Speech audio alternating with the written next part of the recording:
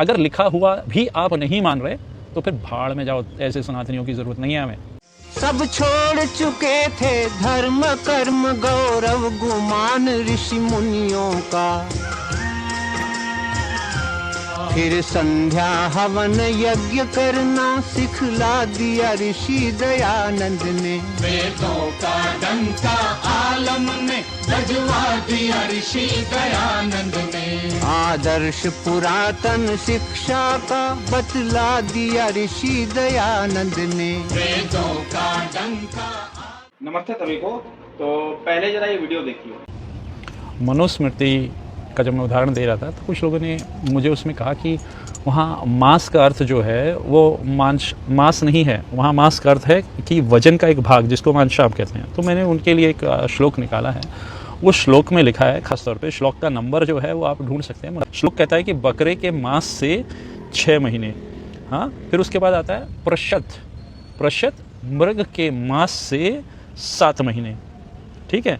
ईण नामक मृग के मांस से 8 महीने और रूरू नामक मृग के मांस से 9 महीने। अब ये नाम भी दिए हुए हैं भाई। अब कितना अपने आप को धोखा दोगे और कितना धोखा चाहते हो, देते रहो धोखा। जब नाम दिए हुए हैं और उस नाम करके उसके मांस से लिखा हुआ है आहुति देने के लिए, हवि देने के लिए, तो फिर आप कौन होते हो? आपने सनातन धर्म बनाया क्या? मैंने तो कुछ अपनी तरफ से बात नहीं कही, मैंने तो वही कहा जो लिखा हुआ है। अगर लिखा हुआ भी आप नहीं मान रहे तो फिर भाड़ में जाओ, ऐसे सनातनियों की जरूरत नहीं है हमें। Wake up to reality. तो ये हमारे हाथ में मनुस्मृति है। तो मेरे मन में एक विचार आया कि बहुत सारे लोग मनुस्मृति पर आरोप लगाते हैं कि भगवान मनु की जो मनुस्मृति है इसमें मांसाहार आदि अनेक दोषारोपण करते हैं। यद्यपि इसमें बहुत सारी मिलावट है, बाद में जोड़ी गई है, लेकिन फिर भी जो सत्य है उसको छुपाया नहीं जा सकता। आप कितना भी मिलावट कर लो, कहीं ना कहीं ऋषियों की मौलिक मान्यता को आप बदल नहीं सकते। वो मानवता की मान्यता सदा जीवित रहेगी। कैसे रहेगी? तो ये देखिए, ये है 5वां अध्याय और इसमें देखिए श्लोक आता है, ना कृत्वा प्राणिनाम हिंसाम मांसम उत्पद्यते क्वचित, ना चा प्राणिवधः स्वर्गस् तस्मान् मांसम विवर्जयेत्। प्राणिनाम हिंसा मा कृत्वा क्वचित मांसम न उत्पद्यते। प्राणियों की हिंसा किए बिना मांस की प्राप्ति नहीं होती, इसलिए और प्राणिवधः जीवों की हत्या करना न स्वर्गस्य सुखदायक और मोक्षदायक नहीं है। इस कारण से मांसम विवर्जयेत्, विवर्जयेत् का अर्थ होता है छोड़ देना, यानी त्याग देना चाहिए। अच्छा, यहाँ जो स्वर्ग शब्द आया है इसका अर्थ पौराणिक स्वर्ग नहीं है जहाँ कोई काल्पनिक इंद्र बैठा है जो अप्सराओं का नाच देख रहा है, जैसा कि पोप लोगों ने भर रखा है पुराणों में। यहाँ पर स्वर्ग का अर्थ सुख है और मोक्ष है। चाहे आप उपनिषद पढ़ लीजिए, ईश उपनिषद, चाहे आप व्याकरण आदि से देख लीजिए, तो स्वर्ग का अर्थ मोक्ष और सुख भी होता है, जो कि वैदिक शास्त्रों से सिद्ध है। अतः यदि आप मोक्ष चाहते हैं तो अभी से मांस को त्याग दीजिए, नहीं तो अगले जन्म में कोई निकृष्ट योनि ही मिलेगी। कीड़े मकोड़े नाली के बन के पैदा हो गए या और भी निम्न योनि मिलेगी, क्योंकि जो दूसरे के प्राण लेकर अपना शरीर बनाता है उसका सदा नाश ही होता है।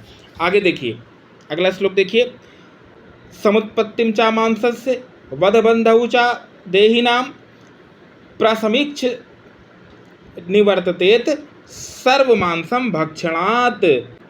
अर्थात मांसस्य समुत्पत्तिम, मांस की उत्पत्ति जैसे होती है उस घृणित क्रिया को देहिनाम वधबंधौ चा, और प्राणियों की हत्या और बंधन से होने वाले कष्टों को प्रसमीक्ष अर्थात देख विचार कर सर्व मांसम भक्षणात्, सर्व मांसम सब प्रकार के मांस को मनुष्य निवर्तेत अर्थात दूर कर दे, यानी हर प्रकार के मांस को त्याग दे। इसके बाद मांसाहार में 8 प्रकार के पापी बताए हैं। मांस भक्षण में 8 प्रकार के पापियों की गणना। तो पहला क्या बोला? अनुमंता विश्यता निहंता क्रय विक्रयी संसकर्ता चोपहर्ता चा घातकश चेती घातकः। अनुमंता अर्थात किसी से प्राणी को मारने की अनुमति या आज्ञा देने वाला, विश्यता मांस को काटने वाला, निहंता पशु पक्षी आदि को मारने वाला, क्रय विक्रयी मारने के लिए पशुओं को मोल लेने वाला, बेचने तथा मांस को खरीदने और बेचने वाला, संस्कर्ता पकाने वाला, उपहर्ता परोसने वाला और खादका खाने वाला, इति घातका ये सब हत्यारे पापी और निर्लज हैं, हत्या में भागीदार होते हैं। अनुमति अर्थात मारने की आज्ञा देना, मांस को काटना, पशु आदि के मारने, उनको मारने के लिए बेचने, पकाने, परोसने, खाने, ये 8 प्रकार के मनुष्य पापी और हत्यारे होते हैं। अब कुछ लोग उत्तर करते हैं कि हमारे सनातन में मांसाहार है, बलि आदि चलती थी। दोनों प्रकार के लोग सनातनी हैं, मांस खाने वाला भी हिंदू है, मांस ना खाने वाला भी हिंदू है। तामसिक देवी देवता भैरव काली को बलि चढ़ती है। तो ये वाला जो अर्थ हमने पढ़ा ये महर्षि दयानंद ने किया है सत्यार्थ प्रकाश में। 2 प्रकार के तर्क चलते हैं कि जो हमारे सनातन में 2 प्रकार के पूजा पद्धति है। एक हिंदू मांस खाता है, एक नहीं खाता, अर्थात एक तामसिक देवता है, एक सात्विक देवता है। देखिए, देवता का अर्थ ही होता है दिव्य गुण वाला, जो तामसिक है वो देवता हो नहीं सकता। अब ये जो भैरव काली को बलि चढ़ती आदि आदि, ये सब मध्यकाल की और बाद की बातें हैं। ये सब महाभारत काल के पश्चात ये सब चालू हुआ था। और भी चीज़ें, ये सब वैदिक इसका कोई विधान नहीं है। वेदों में तो मूर्ति पूजा का कोई विधान ही नहीं है, कोई सिद्धि नहीं कर सकता, क्योंकि वेद में एक मंत्र नहीं आप दिखा सकते जहाँ पे पाषाण पूजा सिद्ध हो। और महर्षि दयानंद का पूरा जीवन ही इसी शास्त्रार्थ पे था। तो इस और मनुस्मृति में तो कहीं है ही नहीं पाषाण पूजा का। तो इस तर्क से आप चलेंगे तो कहीं भी हमारे यहाँ ऐसा कोई विधान नहीं है जहाँ पर मांसाहार का विधान हो या तामसिक देवी देवताओं की पूजा हो। ये सब मध्यकाल के हो सकता है कोई देवी देवता रहे हों, जो विद्वान रहे हों, संध्या उपासना करते थे, बाद में उनके नाम से लोग मांसाहार करने लगे और उनको बदनाम कर दिया। जैसे आज भी बहुत सारे लोग अपने मन से खाते हैं, देवी देवताओं को बदनाम करते हैं, ये संभावना हो सकती है। लेकिन हम तो आर्य लोग हैं, हमारी पूजा पद्धति तो संध्या और हवन ही है, क्योंकि वही श्रेष्ठ है। एक अग्नि को खिलाने से सारे देवताओं की तृप्ति हो जाती है, अतः हवन को ही अपनाना चाहिए। तो हमने ये देखा कि मनुस्मृति में मांसाहार आदि का वर्णन नहीं है, लेकिन फिर भी लोग जो करते हैं वो पापी हैं। जैसे हिंसा के पाप में 8 प्रकार के पापी होते हैं, उसी प्रकार अन्य अधर्म के कार्यों में भी सब पापी होते हैं और सभी को उसका फल मिलता ही है, क्योंकि परमात्मा न्यायकारी है, वो दंड देकर ही रहेगा।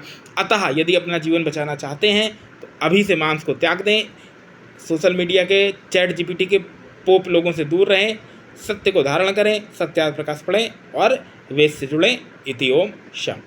करते थे हमेशा चीख चीख तौहीन जो पावन वेदों की, सिर उनका वेदों के आगे झुकवा दिया ऋषि दयानंद ने।